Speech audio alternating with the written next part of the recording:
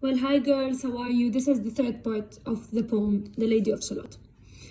A bow shot from her bower eaves. He rode between the barley sheaves. So now we're introduced to he, which is a new male character. A bow shot from her bower eaves. It means that just like an arrow that is shot from a bow, he appeared. He rode between the barley sheaves. So he was riding his horse between the barley sheaves. Sheaves is the bundle or the bunch of barley. Okay. The sun came dazzling through the leaves and flamed upon the brazen greaves. So the sun came dazzling, which means that this was during the day, and flamed upon the brazen greaves. It flamed upon his armor. The sun was reflected on his armor.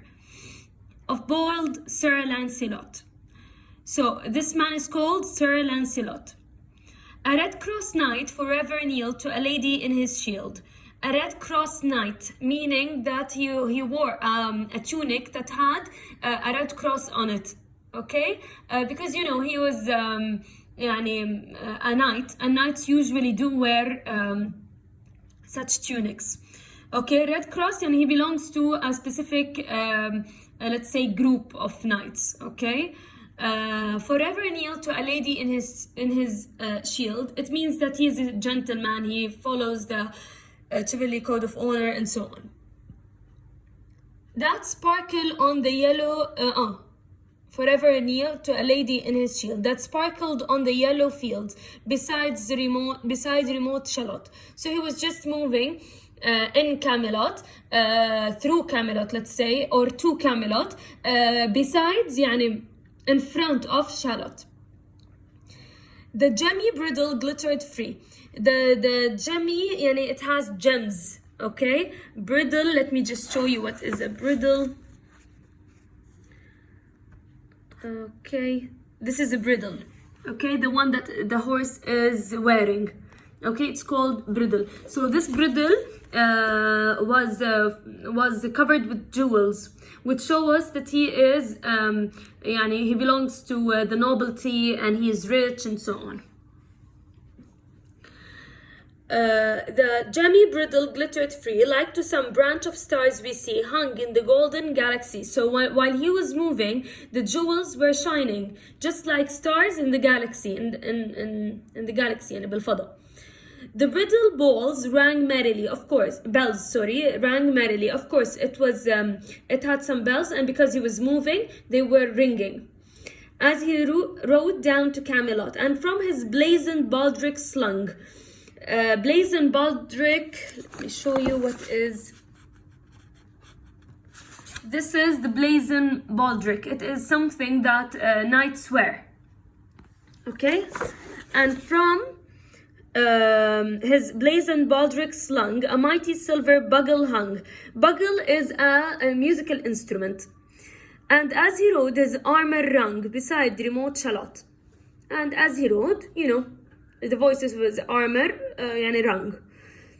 All in the blue, unclouded weather. Thick jeweled shone the saddle leather. The saddle is something that is put on the horse so that the rider can jump on it and ride. The helmet and the helmet feather burned like one burning flame together. This is a simile that is used here, like one burning flame together, as if the feather was burning. As he rode down to Camelot, as often through the purple night. Now everything has changed and it's night. Below the starry clusters bright. Some bearded meteor trailing light moves over still Shalott. So under the night, he was just moving besides remote Shalott. If you see the words that are used to describe Shalott, for example, here beside remote Shalott. Remote means quiet. See again, remote Shalott. Okay, quiet. There is no one there. This is what this word means. His broad, clear brow in sunlight glowed. On burnished hooves his war horse trode. A broad, clear brow in sunlight glow. It means that that his brows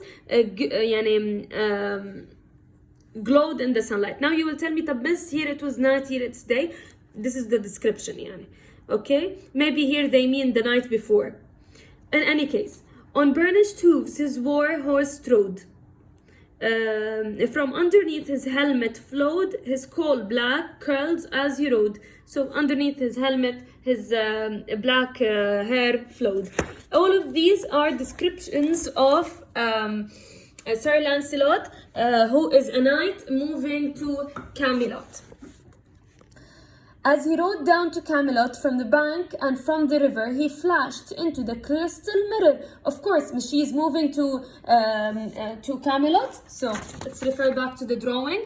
If he's coming to and he's moving here to Camelot, whoever is here, we said that he is reflected in the mirror, right? So as he was moving here, he was reflected on the mirror. Okay, as he rode down to Camelot and from the bank and from the river, he flashed into the crystal mirror. Tiralira by the river sang Sir Lancelot. So he was singing as he was moving to Camelot. Now, as he is reflected to the mirror, who is looking in the mirror? The Lady of Shalott. Okay, and she was weaving. So he flashed into the mirror, she saw him. Now, based on how she reacts, we're going to see how she felt. She left the web, she left the loom, she made 3 paces through the room. She saw the water lily bloom, she saw the helmet and the plume. So now she left the web, she left the loom, she made 3 paces through the room. This shows us how she feels, how she felt back then. She was captivated, she was, attracted to his image on the crystal mirror. That's why she left the web and she left the loom and she made 3 paces through the room. And she walked all over the room 3 times because she was so much attracted to him.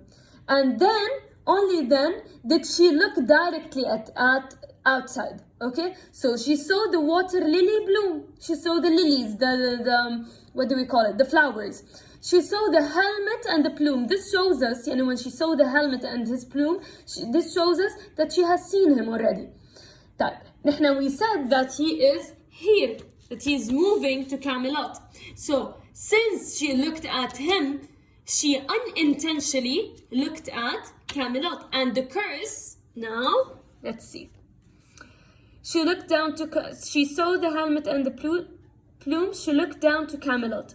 Out flew the web and floated wide. The web that she was weaving flew. The mirror cracked from side to side. The curse has come upon me, cried the Lady of Shalott. So what did she say? She knew now that the curse has come upon her.